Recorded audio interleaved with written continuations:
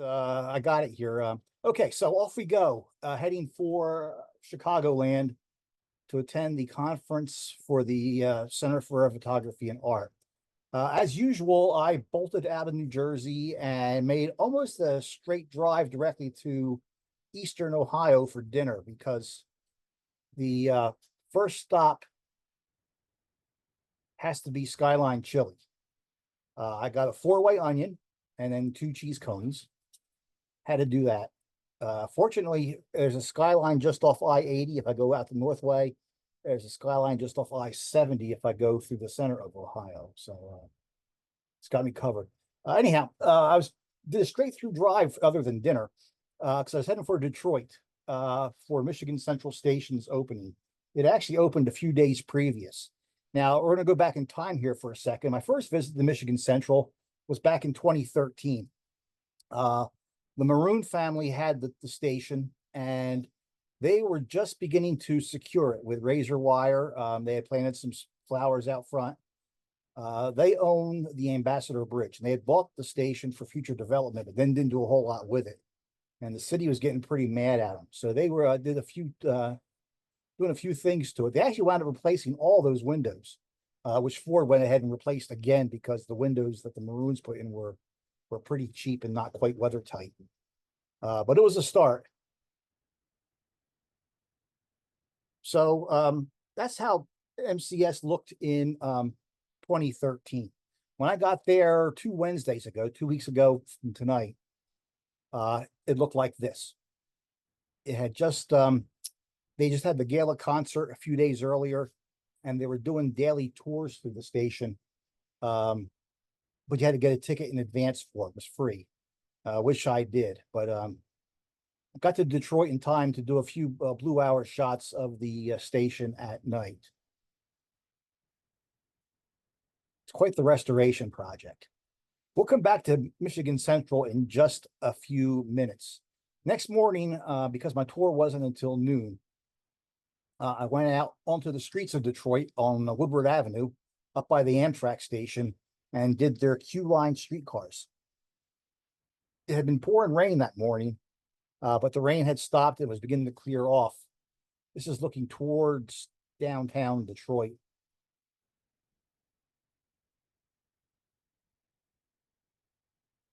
The Q-line streetcars, as you can see, they have pantographs, but there's no wire overhead. What they do is they have a stretch of wire over each of the terminal stations. And when they get to the terminal stations on each end, they put the pan up, suck in some juice into the batteries, then they can run down Woodward Avenue without the need to use wires.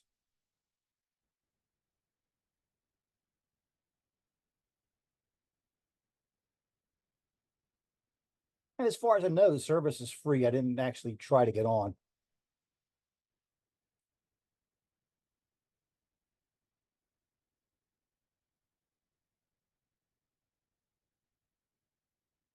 Just a few, and as the clouds cleared out, the day got better and better, and it looked really good. Sun came out, it was really, really nice and hot. Looking back towards downtown Detroit, about 2 blocks below where I was, the line switches over from curbside running to center of the street running. And here we see one of the cars charging across Woodward Avenue.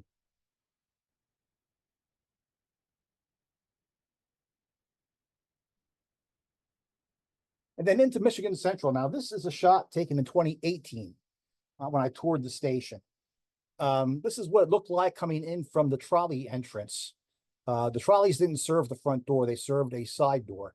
And when you got off the trolley, you came down this hallway here, then the ticket booths were down at the end of the hallway here. That's how it looked in 2018. And here's how it looked 2 weeks ago. Once again, the Grand Hall as it appeared in 2018.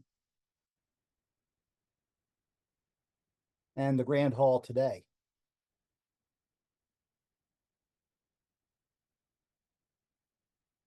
Workers repairing one of the windows back in 2018.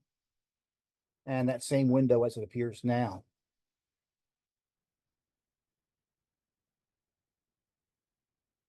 This was the concourse, and this is the one place where Ford deviated from complete historical authenticity.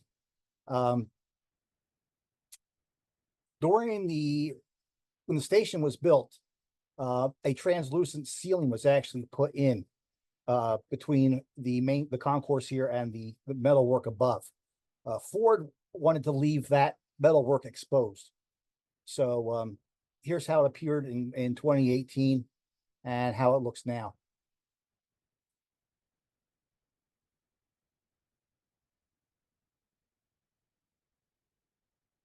It's quite the transformation.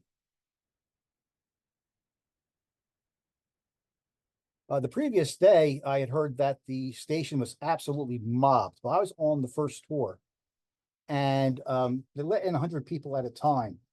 And they first herd you into a small room to see a presentation on the station.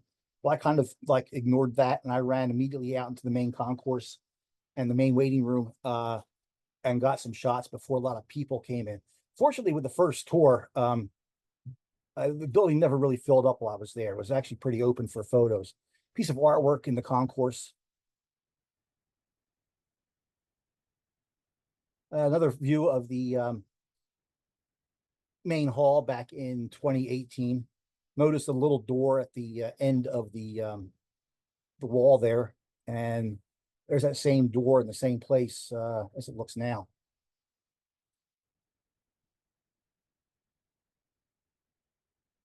This is interesting. When I was there in 2018, we went here. This is just adjacent to where the restaurant used to be, and the two openings there you see are the dumb waiters. The wall you see in the back there with the plywood door, that was added after the station was built, and Ford has gone ahead and removed that wall, and here's that same area as it looks now.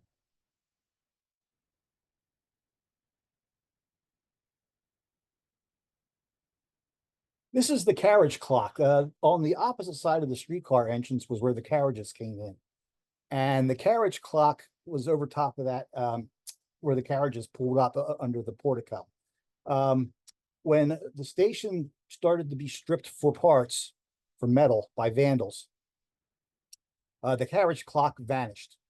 And everybody just assumed that it had been taken away and sold for scrap. Well, once Ford bought the building, they got a cryptic note from somebody that said if they wanted the carriage clock back, go to a warehouse about 2 miles away, and between two warehouses was where the clock was. So they went there, and wrapped up in padding was the original carriage clock. Apparently somebody had removed it for safekeeping and returned it to the station. No idea who it was, completely anonymous, but they had figured that the clock was going to be sold for scrap and didn't want to see it scrapped. So they took it and scrolled it away, and then just anonymously gave it back to Ford. This is what's left of the original clock over the ticket windows. Only piece that's left. They were fortunate to find this, though, because they could use this to get the correct dimensions, the circumference and things like that, to recreate the clock. So that's the original, and then here's the reproduction that Ford has put in over the ticket windows.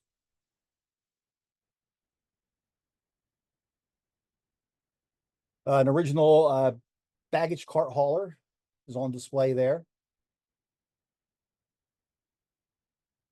Some neon inside there.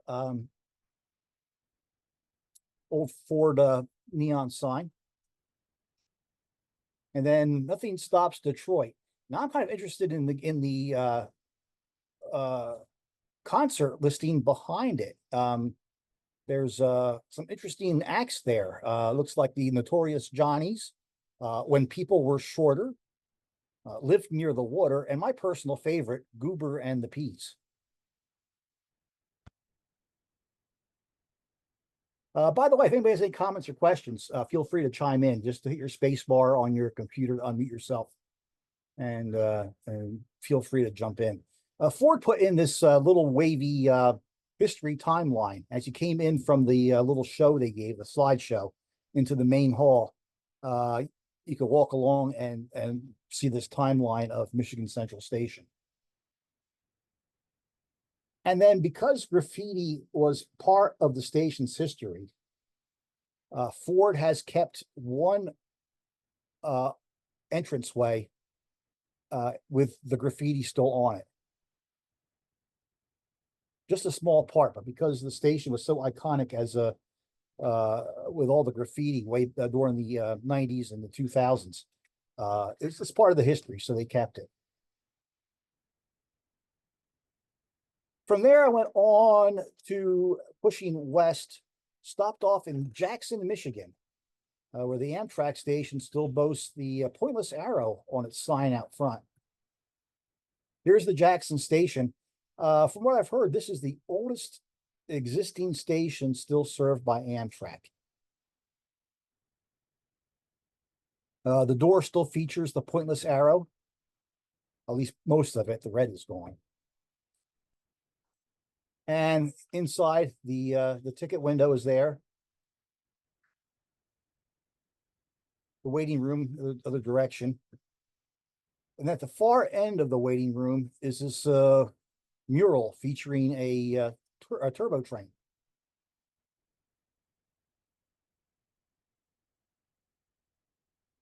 From there, continued on west, got to Western Springs in the Chicago suburbs, got this one Metra train as a grab shot. I pulled up, it was there, shot it, but then this was about 8 o'clock in the evening, and the shadows were getting really, really, really long, and there was no place to really find a good spot.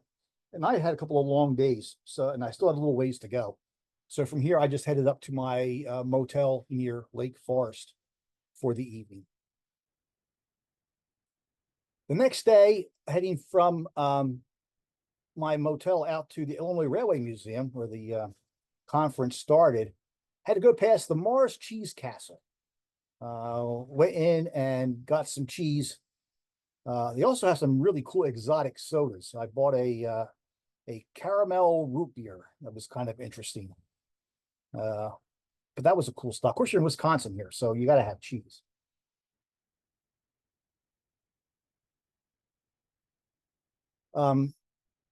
Passing through Crystal Lake, caught a Metra train pushing out of the station. And then got to the Illinois Railway Museum, where they had 2 steam locomotives up and running, including Frisco 210 number 1630. Walking around the museum, some interesting stuff, including my favorite modern streetcars, the CLRVs, Canadian Light Rail Vehicles from Toronto, along with the former Burlington Northern Executive F unit over there next to it. Some remnants of Iowa Pacific, which went bankrupt a few years ago. And here's their streetcar running on the loop there, going past the nose off of the Canadian National Cab unit.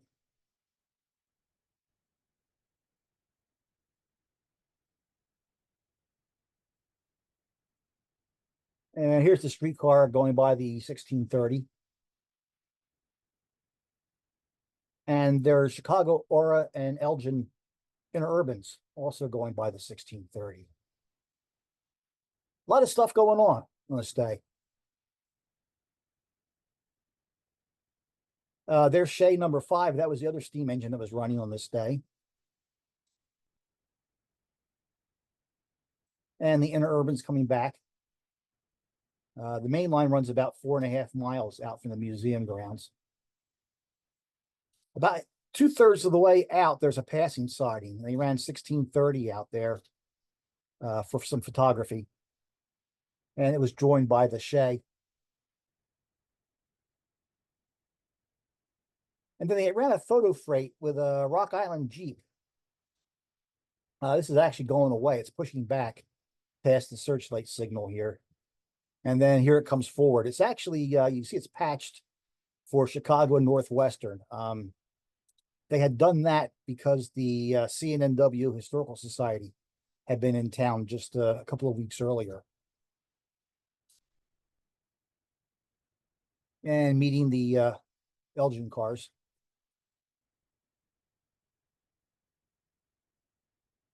The museum trackage is paralleled by a former Chicago and Northwestern, now Union Pacific line. And while we were playing around with the steam engines and the interurbans, an actual freight came by on the parallel line.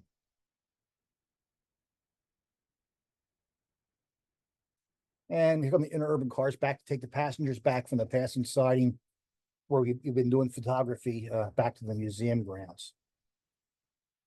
Everybody getting ready to load up.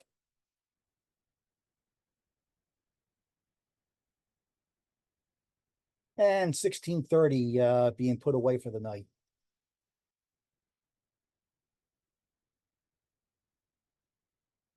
The reason the conference was here was photographer David Plowden, one of the great photographers in America, had an exhibition opening at the museum.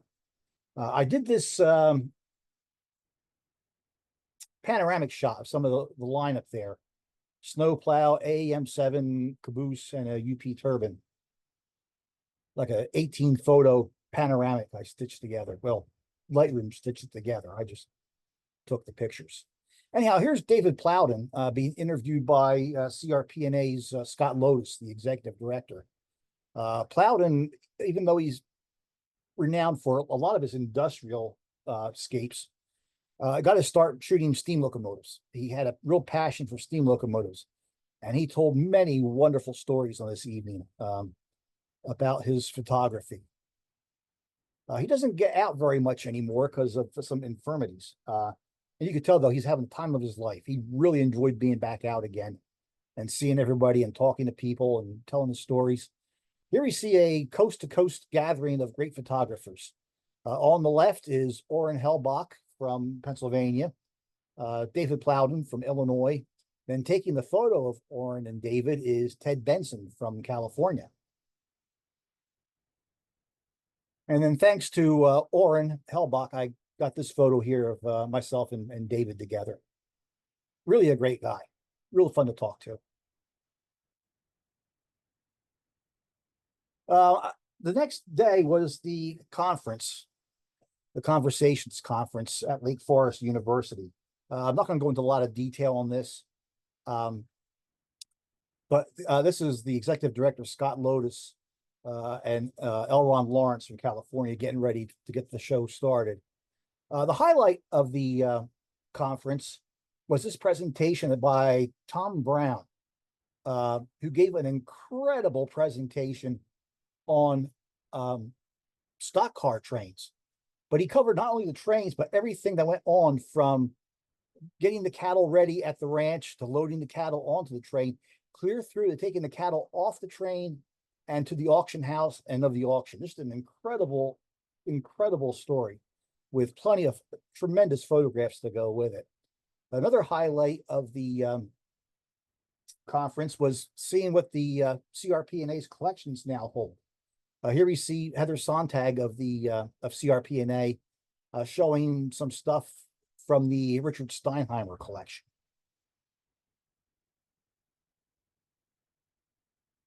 Okay, enough of that. After the conference let out on Sunday afternoon, I headed over to Bensonville, Illinois, which is in the shadow of O'Hare. I don't see many 747s around here, so I shot this Korean Air 747 as it went by. My goal was to get Towers and Metra's newish to them, SD70 Mach, M-A-C-H Mach locomotives, and hit both here with this shot of Tower B-17 and one of the 70 Machs going by. This is ex-Milwaukee, now Canadian Pacific, now CPKC. And a lot of Kansas City Southern Power was coming through. Another plane from O'Hare taking off in the background. Another shot at B-17 with one of the Machs going by. Of course, I got cloud dinked. You can see it's sunny about 4 cars back. And I've been sitting here in the sun for about an hour. And it was cloudy for all of about 10 seconds. And that was just when the train went by. You know how that works. Went over to Franklin Park, next town over, to get a few shots. Other end of the yard, actually, other end of Bensonville Yard, and some more shots. Franklin Park also has a railroad park, which you see on the right-hand side there behind the fence. Tower B12 sat here, and B12 has been moved. It's just out of the frame here on the right-hand side. Here's the yard, the east end of Bensonville Yard. Got a road freight on the right with KCS power, CP switchers working the freight yard. Then on the far left, you see a switcher working the intermodal yard. Same trio, same location. And finally, the road freight got clearance to head on out.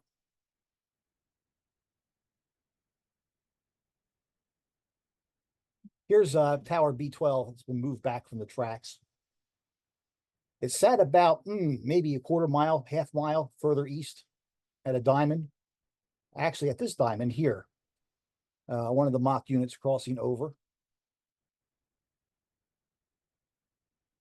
Same location, just a different lens, facing the clouds that are beginning to reflect some gold and orange from the setting sun.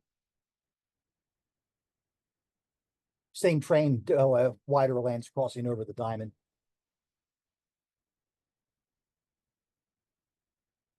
Next morning, I actually had thought about going down to the racetrack, the former CB&Q main line, to finish off the rush hour. We got held up there at Franklin Park, so I didn't get down there. On the schedule for the next day was going over to West Chicago, where JB Tower still stands. It protects a diamond that where the Elgin, Joliet, and Eastern, now Canadian National, crosses over the Chicago and Northwestern, now Union Pacific. Here we see a northbound CN train on the old EJ&E. Metra train on the CNNW, looking directly into the sun here. And here he is going away. The CNNW commuter trains are always called scoots. They're still called scoots. We see an outbound scoot with the two locomotives, with an inbound scoot led by a cab car, going by a UP rail train in the yard. Another train on the EJ&E southbound. And there's that rail train back in the yard, waiting to get across the diamond. Another EJ&E train. Back when I was here the first time, back around '88 or so, the EJ&E ran like 4 trains a day past the tower. There was just a constant parade of CN trains going by on this day. CN, when they bought the EJ&E, they converted it into a bypass around Chicago, so it sees a lot of traffic. Inbound scoot going by the tower, and a westbound UP freight stack train. And as he's going by, finally the rail train got permission out. Here he comes out past the tower.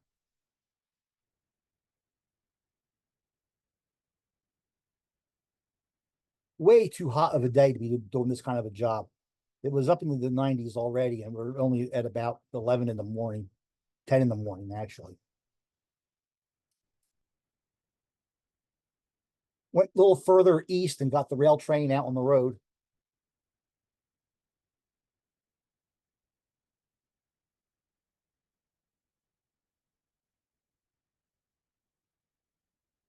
Then from there, we headed up to Milwaukee. My brother had flown into Milwaukee, was flying out of Milwaukee to go back home again.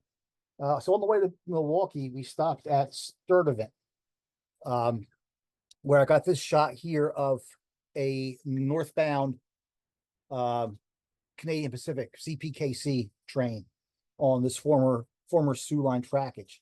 Now, there are also 2 southbound Amtrak trains that went by while we were here, past some really neat searchlight signals. And for both of those trains, for some reason, my camera errored out just the ERR message on the camera, and the shots never got saved to the card.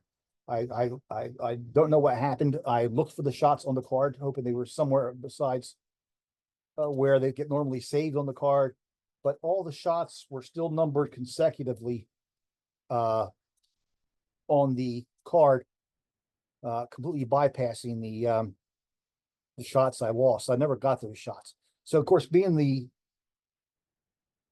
grumpy and moody and kind of guy that I am, I try to convince myself, well, I've shot here in Sturtevant before, uh, yada yada yada. I'll get over it. But I still felt the need to go back into time. So here we go back to Sturtevant in 1990, back when the Sioux Line had it. There's those searchlights, and they're still there, and the building to the right is still there as well. The station is no longer there, however. And also in 1990, an Amtrak train making a stop at the old Sturtevant station. Then I was back there again in 2021. And this shot here of Amtrak is kind of what I lost on the cards this year. If you look carefully, over top of the signal box on the far left edge of the picture is the current Sturtevant station, brand new when they built. And also from 2021, another southbound train going by the searchlights. So I didn't get the searchlights this time. I've got them in the past. I'll get over it. It's okay. I hate losing photos though. So Sturtevant kind of goes back on the list for where I want to stop next year. Anyhow, over that. Went to downtown Milwaukee and got Amtrak coming in. One of the Hiawatha service trains. The Milwaukee station is just behind me, not very far, quarter of a mile or so. They run trains and locomotives on both ends. Here's the other end of the same train going away. Then this train set turned and came back out again about half an hour later. Here it is from the other end of the Menominee River Bridge coming out. And going past the set of searchlights.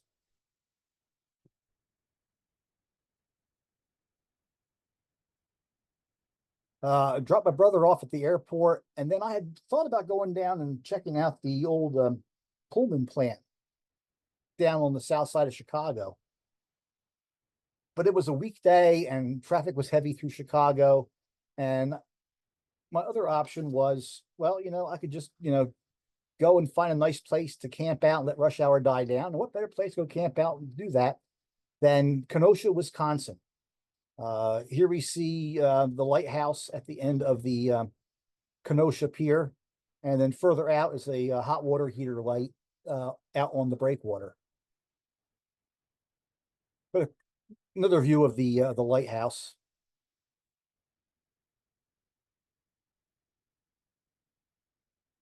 But of course, great place to camp out for a couple of hours, let rush hour die down. Could sit here and watch streetcars go by.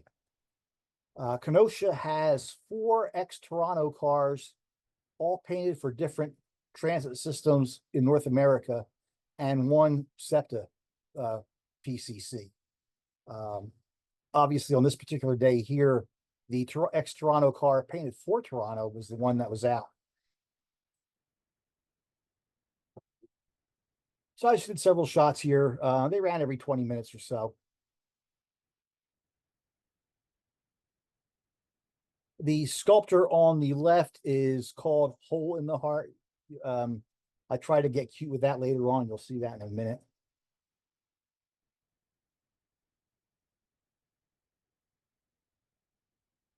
Sadly, while I was sitting here watching the streetcars go by, they must have gone by me 5 or 6 times while I was here.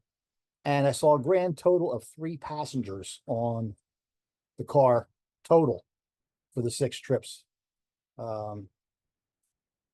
Hopefully they're not, ridership will at some point improve, or I hope they're doing okay.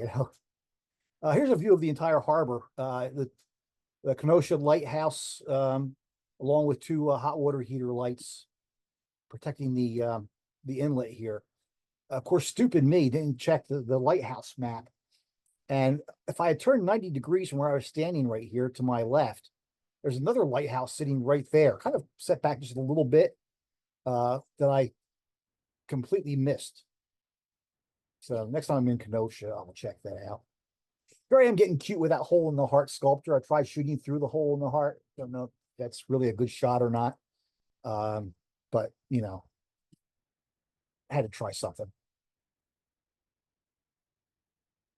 From there, with rush hour dying down, I buzzed around Chicago, actually through Chicago, because the interstate through the city was actually in better shape than the interstate around the city. Buzzed through Chicago out into the South Shore line to Beverly Shores. It's got this really cool station with neon lettering. So, of course, neon and trains, a great combination. So, waited here for a couple of South Shore trains to go by. This angle here is a bit tight, but it's the only angle I could find for a train going east, where I didn't have a catenary support pole blocking any of the neon. Made for a little bit of a tight shot. About an hour later, a freight came out. And in the digital world, you do exactly the opposite of what you did back in the slide days. In the slide days, you always exposed for the shadows. Otherwise, they get real muddy and dark and you've never seen any detail in them. In the digital days, you expose for the highlights so you don't blow them out. So I exposed for the Beverly Shores sign on the station, so I wouldn't blow it out. And then went to work in Lightroom. I tried Lightroom's new, I brightened it up, tried Lightroom's new noise reduction software, and that really didn't work out very well. So I went into Topaz Denoise, the third-party software, and tried it. And while it was a bit better, it left some artifacts as well. Ultimately, what I wound up doing was I went back into Lightroom, used its masking filter, AI automatic masking, to select the sky. With the sky selected, I just completely blackened the sky, made it pitch black, and then worked on just getting the noise out of the train and keeping the station sign preserved. And this is what my ultimate final result was. There's still a little bit of noise in the sky. If I had taken more noise out, I would have lost some of the wires overhead. But it's an okay picture. But I'm pleased with the way the neon held up though in this shot. One more South Shore train came through. This is a little better angle, but I had to compromise by putting the catenary post through the middle of the Beverly Shores sign. So I try to put it, you know, where the break in the lettering was. Next morning, I went to Stryker, Ohio, former New York Central Station. Got this westbound train. I wanted an eastbound train. Got this westbound train. Behind him was this westbound train with BNSF power on it. Because it was cloudy, I could work from either side of the tracks, and got yet another westbound train. And then finally got my eastbound train to get the shot here that I wanted of a train going by the Farmers Exchange. One of these years, things are going to line up just right, and I'm going to light this up at night. This is high on my list of night shots that I want to attempt. From Stryker, I went over to Sandusky. I was going to go over to the causeway where Norfolk Southern crosses Sandusky Bay. There's a parallel jetty you can park out on. But between the hazy sky and somehow parking out on a jetty where there's no trees and sitting out in 95-degree weather, that didn't sound real appealing. So I went into downtown Sandusky looking for shots. The building on the right center there is the old New York Central Yard office. The yard is no longer used. Same train, different focal length on the lens. Sandusky is an Amtrak stop. But despite this huge, long platform at the station, Amtrak only stops at that little asphalt patch where the locomotive is. I guess they load through two doors there, two vestibules there in coach, and then if there's anybody for a sleeper, I guess they would do a double platform stop here.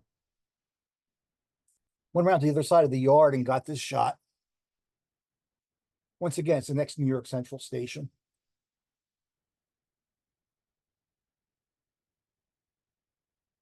Then a year ago, I stopped in Shaker Heights for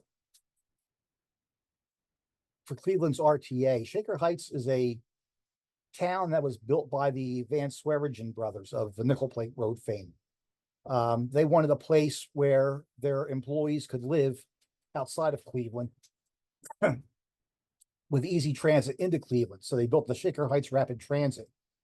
The remnant of the Shaker Heights Rapid Transit is this line here on Cleveland's RTA. And when I was there a year ago, I thought, you know what, this would make a really cool place to hang out in twilight, try to get some blue hour and night shots. So that was my goal here. I got here in late afternoon. Took advantage of some filtered sun. Sometimes the sun did pop out in late afternoon. You can see all of the brick here from that was built for Shaker Heights. This is actually Shaker Square, which is the entrance to Shaker Heights.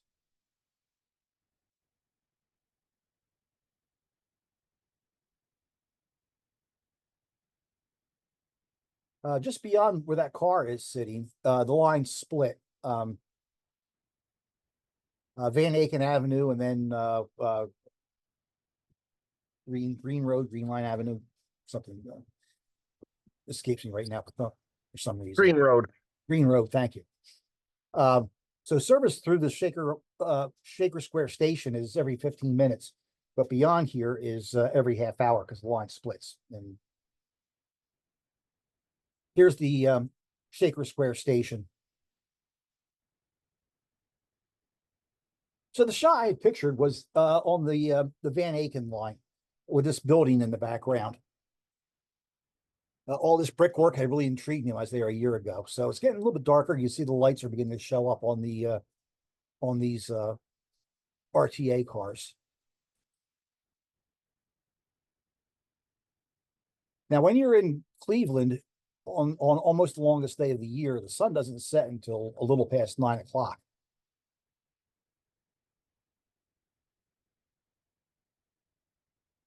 Just behind me, same location, just other direction, is the Drexmoor stop. The first stop beyond Shaker Square on the Van Aken line. Once again, you see some of the brick buildings in the background here, though. A little bit of color in the sky from the sunset, and the moon is overhead as well. Now we're getting something here. You see the lights on the streetcar look pretty good. Lights are beginning to pop on in the building in the background.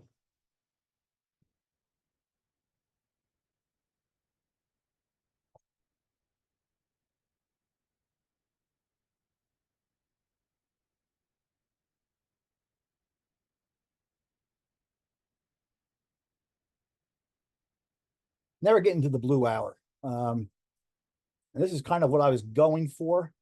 I would have liked a few more lights on in the building. I'm not quite sure if this is what I expected or not, but it's what I wanted to try to do. So I have now tried it. And it's a pleasant way to spend an evening. Other direction, train coming up towards Shaker Square.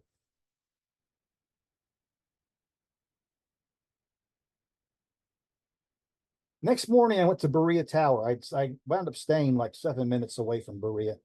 Berea has been in the past called the busiest spot for freight railroading east of Chicago. Two lines, very busy main lines, come together, pass within a few yards of each other, and then split away again. And Berea Tower set in the middle of all of this, still sits there. There's always been rumors of Berea Tower being torn down. So anyhow, I set up for the best angle, which for me was going to be in the morning, was going to be an eastbound train on what is now the Norfolk Southern, or on the CSX line. CSX runs on one side of the tower, Norfolk Southern on the other. So I sat there. I figured in an hour and a half I should get something. Well, I got something, but it was just a Norfolk Southern light engine move across the way. Got to be my cutoff time. I was going to go up to East Cleveland and shoot an abandoned observatory of all things. But I thought, you know what? If I give this another hour and a half, I'm surely going to get the shot I want of a eastbound CSX train passing the tower. Well, sorry, but you're going to have to picture a CSX train there because it never happened. From here, I took off and met Jerry Jordak back at Skyline Chili for the last last lunch of the trip. Then halfway between Cleveland and home, a little more than halfway, I came into Lewistown, Pennsylvania, which was the busiest place I was going to hit for trains, just to take a break from driving. I did get a westbound Goldfinch going through Lewistown. All was not lost, however. It was actually fairly busy. I was here for a little less than 2 hours and got 7 trains.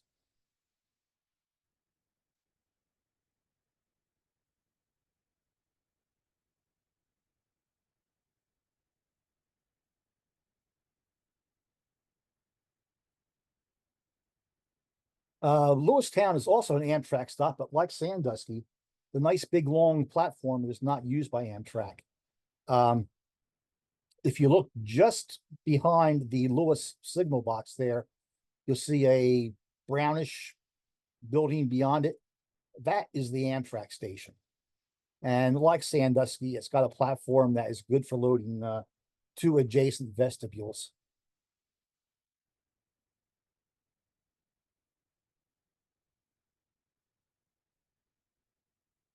From Lewistown, hopped back in the car and made a straight shot home to wrap up 8 days. 8 days on the road, as Dave Dudley would say. I was 6 days on the road, I guess, but 8 days on the road. So that wraps up the trip. The next program is going to be Wednesday, July 24th. I want to thank you all for being here tonight, and I'm going to sign this off now for the YouTubers. Stand by, and we'll take some questions and comments and do some chit-chatting here. Give me 1 second.